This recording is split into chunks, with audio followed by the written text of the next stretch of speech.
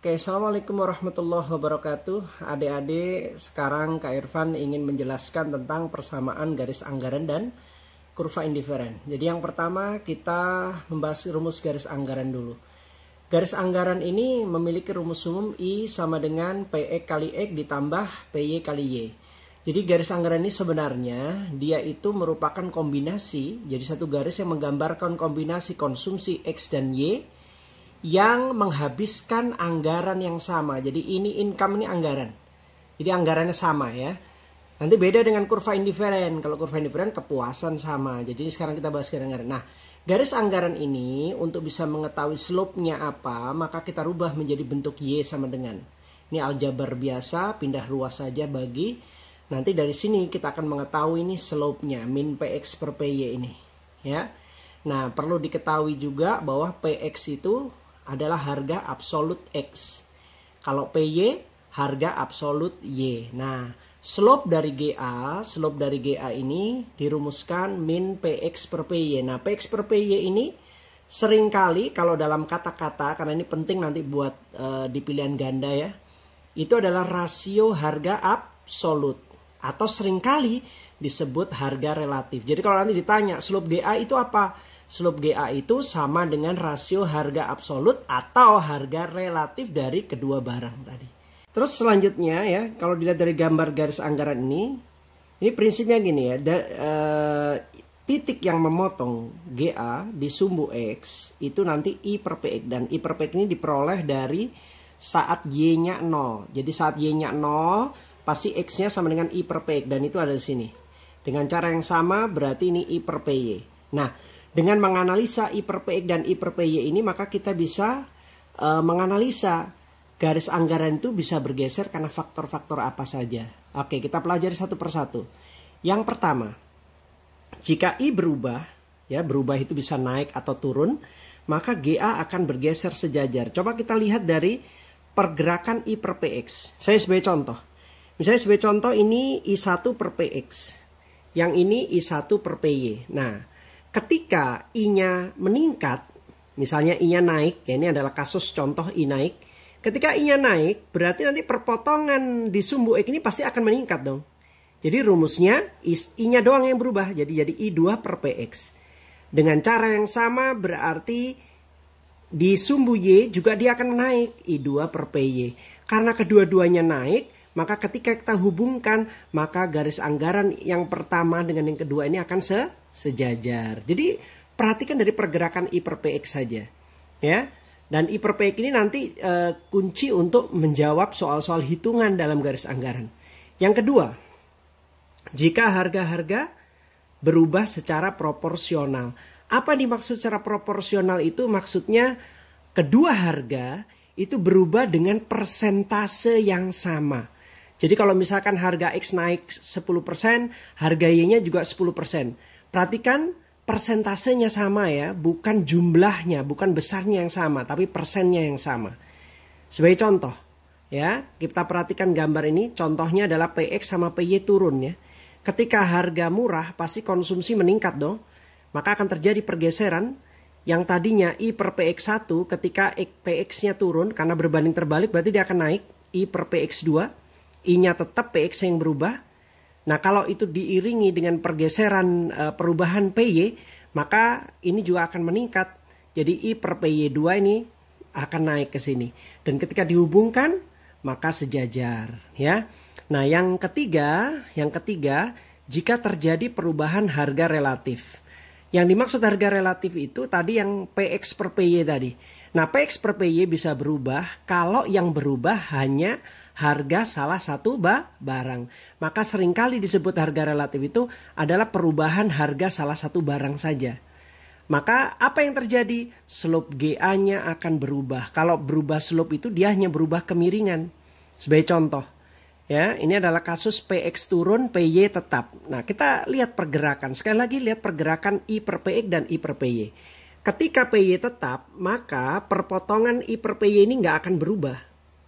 Tapi I per PX berubah. Misalnya ini yang pertama I per PX1. Ketika PX-nya turun berarti dia berbanding terbalik naik dong. Ya, naik konsumsi lebih banyak ketika harga murah. Dia akan naik ke kanan I per PX2. Ini tetap, ini berubah kanan. Maka kalau dihubungkan, garis anggaran akan berubah kemiringan menjadi lebih landai. Oke, kita lanjutkan sekarang ke keseimbangan konsumsi dalam kurva indiferen. Yang pertama definisi dulu ya, bahwa apa yang disebut kurva indiferen adalah kurva yang menggambarkan konsumsi dari dua barang yang menghasilkan kepuasan yang sama. Berbeda dengan garis anggaran tadi. Kalau garis anggaran itu yang menghabiskan anggaran yang sama. Oke, kuncinya diperhatikan. Ini buat soal titik-titik atau pilihan ganda itu penting sekali. Harus bisa memahami. Yang kedua, beberapa hal penting tentang kurva indiferen. Ya, beberapa hal penting kurva indiferen itu yang pertama adalah slope-nya negatif. Nah, slope dari kurva indiferen itu seringkali dilambangkan MRS/XY. MRS itu singkatan Marginal Rate of Substitution XY. MRS/XY ini besarnya selalu negatif. Dan MRS/XY itu kalau dirumuskan dalam lambang matematika itu DY per DX atau min MUX per MUY. Sekarang di pengantar ilmu ekonomi atau di ekonomi umum ini, kamu hanya dikenalkan lambangnya ya. Nah, yang kedua, tidak pernah berpotongan. Ya, tidak pernah berpotongan. Karena apa? Karena satu kurva kan, kurva indiferen itu kan menggambarkan satu kepuasan yang sama. Jadi satu kurva itu kepuasannya sama dan itu unik sifatnya, besarnya konstan. Nah, sehingga tidak mungkin ada satu titik yang kepuasannya berbeda. Ketika kurva indiferen berpotongan, misalnya ketika kurva indiferen berpotongan, berarti satu titik itu berada di indiferen 1 dan juga berada di indiferen 2. Dan itu nggak mungkin karena satu kurva indiferen itu menggambarkan satu kepuasan yang sifatnya unik, sama. Jadi nggak mungkin ada satu titik yang berada di perpotongan dua kurva indiferen. Itu yang sifat kedua. Yang ketiga adalah makin jauh dari titik asal, kepuasannya makin tinggi. Ini logika sederhana saja. Ketika kurva indiferen itu makin jauh dari titik asal, berarti konsumsi XY-nya makin banyak kan? Makin besar pasti, karena makin jauh dari titik asal. Makin banyak barang yang dikonsumsi, pasti rumah tangga kepuasannya makin tinggi. Itu sifat manusia ya, bahwa makin banyak makin puas. Nah, sifat yang keempat, makin ke bawah, slope dari kurva indiferen itu makin kecil. Kenapa? Karena garis singgung dari kurva indiferen itu makin landai. Ya, karena nanti kalau kamu potongkan nih, kalau ada kurva nih, kalau dipotongkan di sini, kalau ditarik titik, misalnya ada titik di sini, di garis singgung, buat garis singgung pasti curam. Di bawah ini mulai landai. Makin ke bawah kalau ditarik garis singgungnya makin landai. Nah, makin landai itu kalau untuk slope negatif itu makin kecil ya. Oke, yang ketiga adalah keseimbangan konsumsi. Keseimbangan konsumsi ini biasanya di soal-soal pilihan ganda akan sering ya, ada A, B, C, D, benar semua atau apa ya.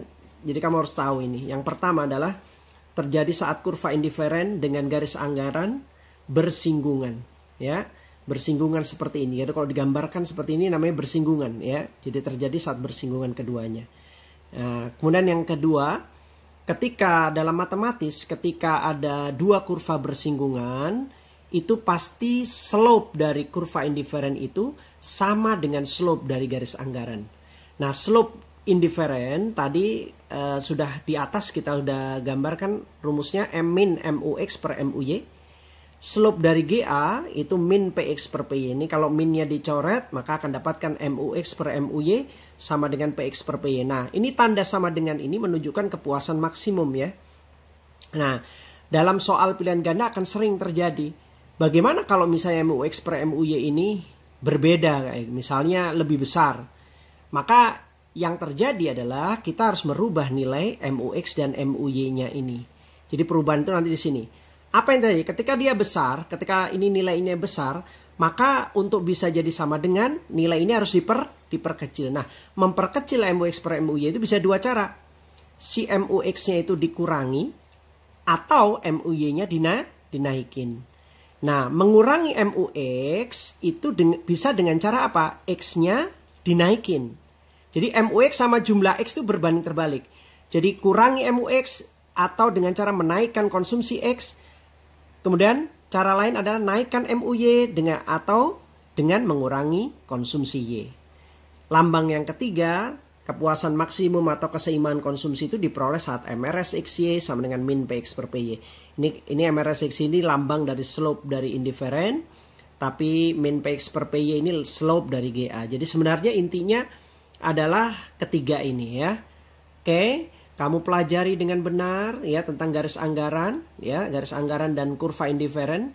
Jadi kalau nanti ada soal-soal yang pilihan ganda atau soal titik-titik, kamu kuasai apa yang Kak Ir jelaskan sekarang. Insya Allah bisa ya. Sampai ketemu lagi di materi selanjutnya ya.